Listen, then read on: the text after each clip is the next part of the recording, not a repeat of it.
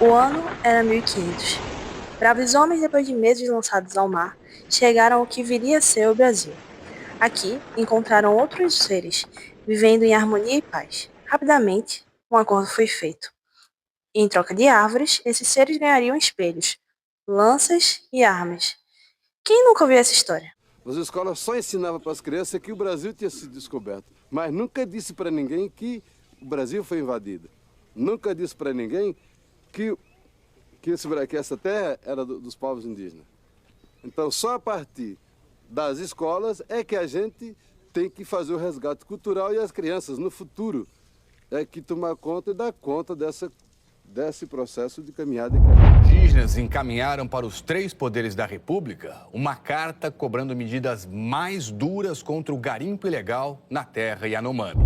Ouro é sangue do meu povo, a sangue da minha terra, sangue dos rios, sangue que morreram. Quando quebramos essa visão, ficou doloroso olhar para o nosso passado.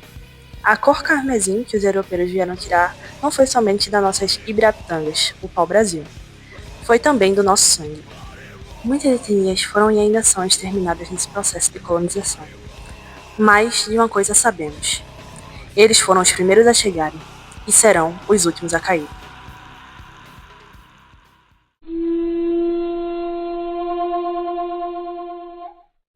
A cultura indígena é diversa. No período que os portugueses invadiram o Brasil, tínhamos mais de 300 etnias espalhadas por todo o território.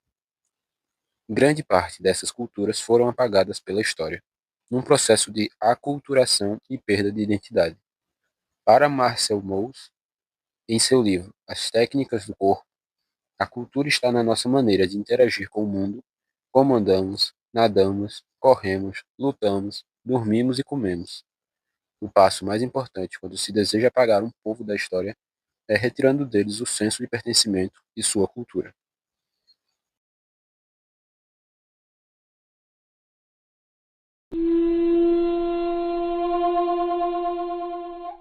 Cada pintura, cada artefato, cada utensílio representa algo. Os povos tucanos acreditavam que o homem se diferenciou dos outros animais quando o primeiro adquiriu a habilidade de sentar. Em sua cosmovisão, o banco tucano representa o surgimento do homem. Já para os povos da ilha do Marajó, os mortos eram plantados dentro de urnas funerárias, com o intuito de continuar a vida em outra configuração.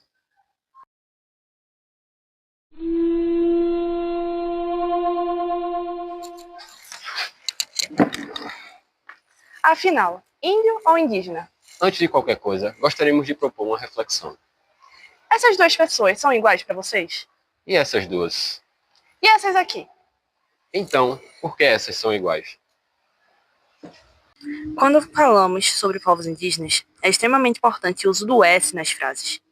Reconhecer que aqui existem e existiam diferentes povos, com diferentes costumes, línguas, modos de viver e agir com o espaço. É fundamental reconhecer a pluralidade de cada povo, que lutava de maneira e por motivos diferentes.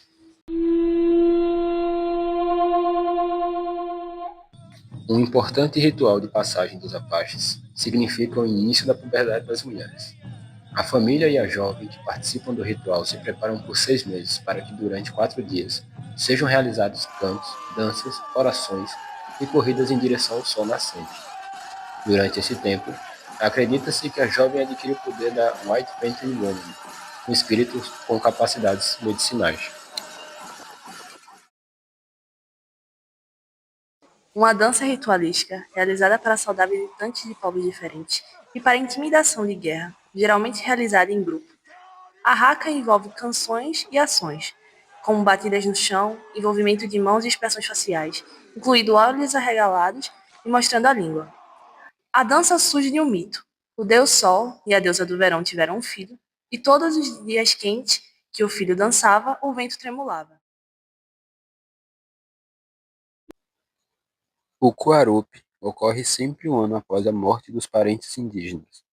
Os troncos de madeira representam cada homenageado. Eles são colocados no centro do pátio da aldeia, ornamentados como ponto principal de todo o ritual. Em torno deles, a família faz uma homenagem aos mortos. passando a noite toda acordados, chorando e rezando pelos seus familiares que se foram. E é assim, com rezas e muito choro, que se despedem pela última vez. O rito de passagem das meninas que iniciam a vida adulta também faz parte do ritual. Antes do Quarup, elas ficam reclusas em casas por um ano, período de reflexão que encerra a puberdade. No segundo dia, começa a luta chamada Ruka Ruka. Os guerreiros anfitriões do ritual, junto com os convidados, passam a noite anterior em claro, se preparando, se arranhando com o dente de um peixe da espécie cachorro, passando ervas em toda a pele e pintando seu corpo e cabelos com genipapos e urucum. Tudo isso com um objetivo: enfrentar seus adversários e assim ganhar a luta.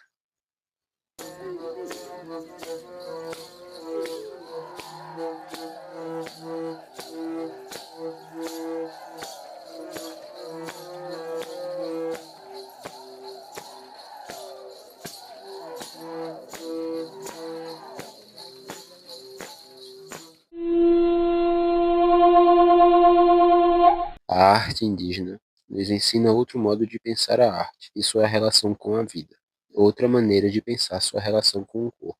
Em vez de pensar arte como um distinto de artefato, podemos perceber a arte indígena como uma estética específica do viver.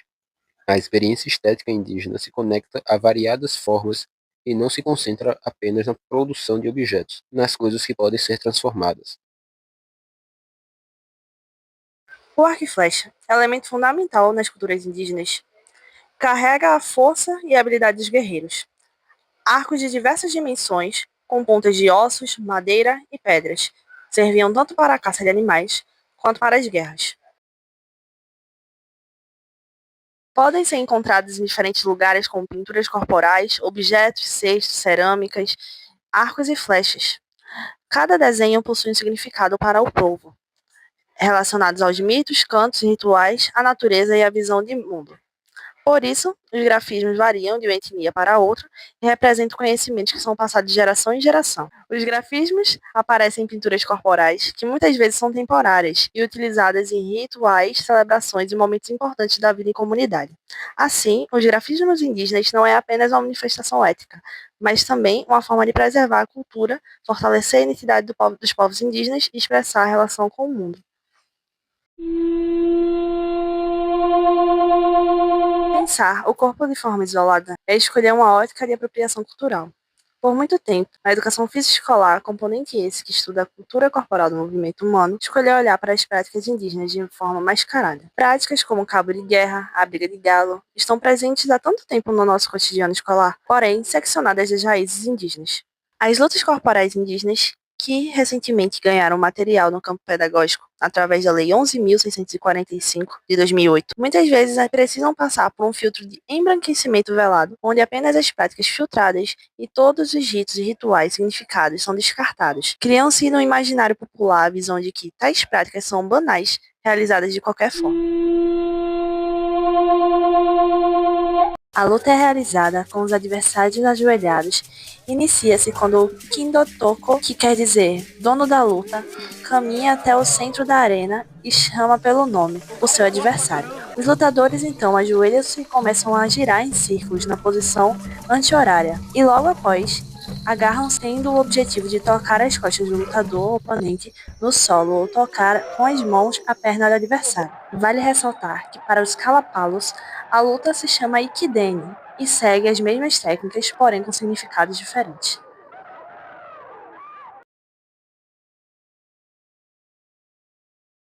Capi, conhecido como Uka-Uka feminino, praticado em um ritual chamado Jamurikamalô, o que significa super mulheres, hipermulheres.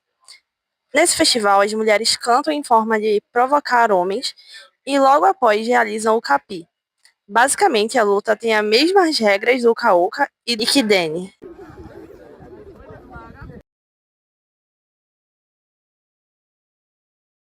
Derruba toco. A luta ocorre após a cerimônia de casamento pataxó, em que o noivo é desafiado pelos 3 melhores guerreiros da aldeia, que são selecionados pelo pajé. O objetivo é derrubar um toco no centro do círculo com o corpo do outro adversário.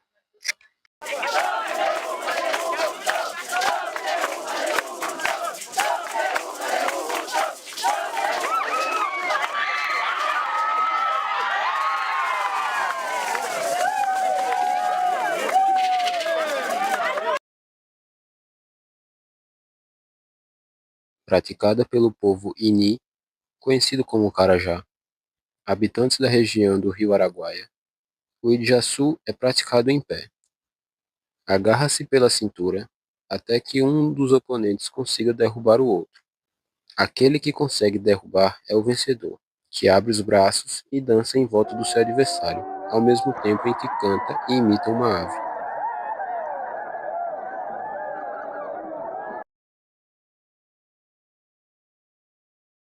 Também conhecido como Koikateye e Kikatg Gavião, é praticada pelo povo Gavião Kikatg. Eles vivem na terra indígena Mãe Maria, no sudoeste do estado do Pará. Também é praticada pelos indígenas Tapirapé e Chavante, no Mato Grosso. Praticada pelo Mimbia Guarani, representa um momento de luta, dança e música. Xondaro significa soldado. A luta ocorre em círculo, com o integrante ao meio, com um bastão. Seu objetivo é acertar os outros participantes nos pés. Enquanto isso, músicas são cantadas e os participantes giram em sentido anti-horário. Durante a luta, os praticantes estão sempre a desviar-se do oponente, não contrapondo, deixando o adversário gastar suas energias.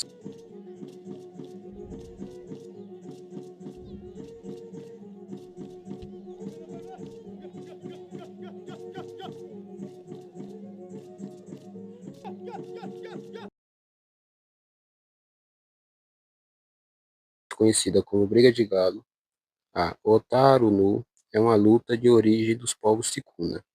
O objetivo é fazer com que o adversário seja colocado para fora do círculo ou que toque o chão com o tronco ou com a mão, desequilibrando. Pode ser realizada com 2, 3, 4 ou mais participantes dentro de um mesmo círculo.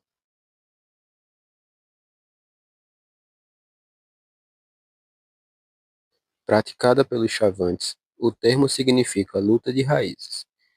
É um rito de passagem para a fase adulta dos jovens guerreiros.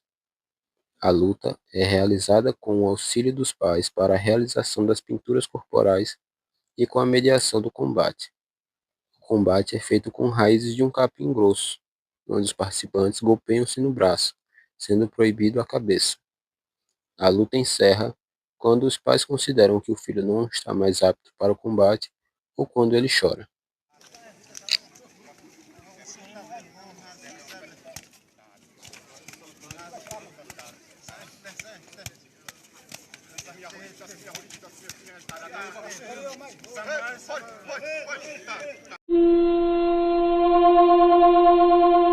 A luta com faca dos Apaches é uma das tradições guerreiras mais letais e pragmáticas das Américas. Desenvolvida pelos povos nativos americanos do Sudoeste, os Chiricahua e os Lipan, essa arte não nasceu para ser um esporte ou uma demonstração estética. Ela era puramente um sistema de sobrevivência extrema, camuflagem e combate em ambientes hostis de deserto e montanha. A filosofia central da luta Apache quebra completamente a lógica das artes marciais tradicionais do Ocidente, que frequentemente ensinam o combatente a manter sua posição. Para os Apaches, fincar os pés no chão contra um oponente armado é um erro fatal. A filosofia desse sistema é lutar como o vento, mover-se constantemente em círculos, desviar de linhas retas e recuar cedendo espaço para atrair o adversário para uma armadilha mecânica. A esgrima é um sistema de combate completo que nasceu da necessidade real de sobrevivência e defesa contra invasores ao longo da história do arquipélago filipino. A sua filosofia central baseia-se na fluidez e na adaptabilidade. Os mesmos padrões de movimento e ângulos de ataque servem para um bastão, uma lâmina ou os punhos limpos. Durante o período de colonização espanhola nas Filipinas, o uso de armas de metal foi severamente proibido para evitar rebeliões. Os nativos mantiveram a arte viva substituindo as espadas pelos bastões de Hontin e camuflando os movimentos de combate em danças tradicionais e peças de teatro locais.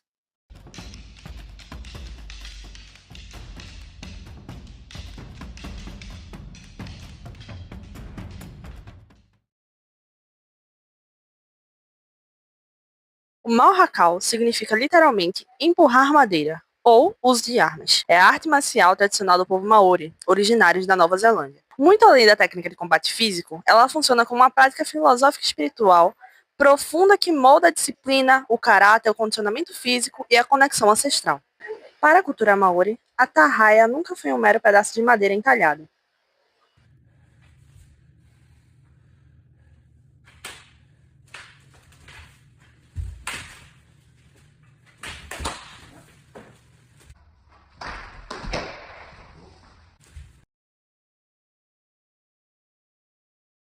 O dambé é uma arte marcial do norte da Nigéria, inicialmente associada às castas de açougueiros do vilarejo, que viajavam durante a temporada de colheita, promovendo lutas como entretenimento e teste de coragem.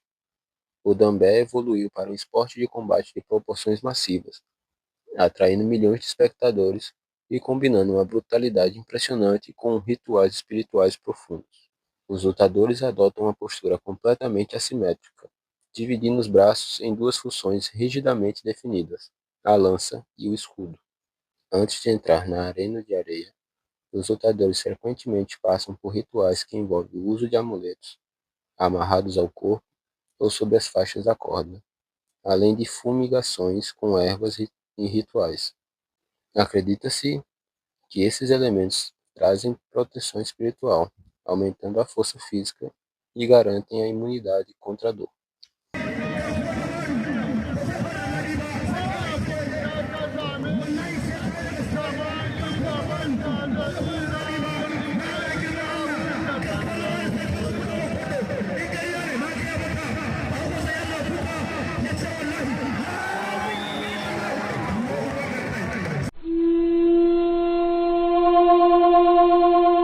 Um país continental é berço de uma gigantesca diversidade de culturas. Como já vimos anteriormente, mais de 300 etnias conviviam e disputavam territórios onde hoje conhecemos como Brasil. As práticas corporais de lutas desses povos carregam em si similaridades, mas são únicas nas formas de se entender aquele fenômeno. Cada região determina de sua forma de lutar. Muito provavelmente esquecemos de mencionar diversas outras manifestações dos povos indígenas. Devido ao tempo de entrega deste material, algumas fontes ficaram de fora de nossas referências. Encaramos isso como uma possibilidade de melhorar nosso trabalho e ir além do que fomos. Esperamos ter contribuído com um pouco de nossa pesquisa para repensarmos a figura dos povos originários. E, como diria um grande chucuru do Urubá, a nossa luta não para.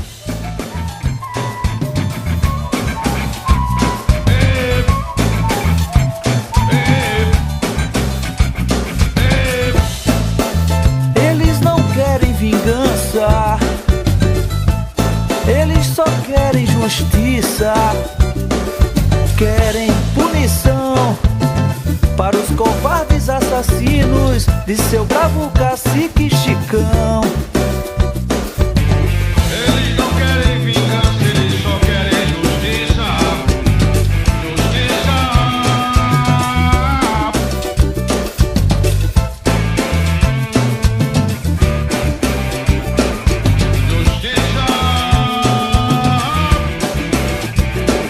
Distribuídos por 23 aldeias, permanecem resistindo após quase 500 anos de massacres e perseguições, reivindicando nada menos que o reconhecimento e a demarcação da terra sagrada que herdaram de seus ancestrais.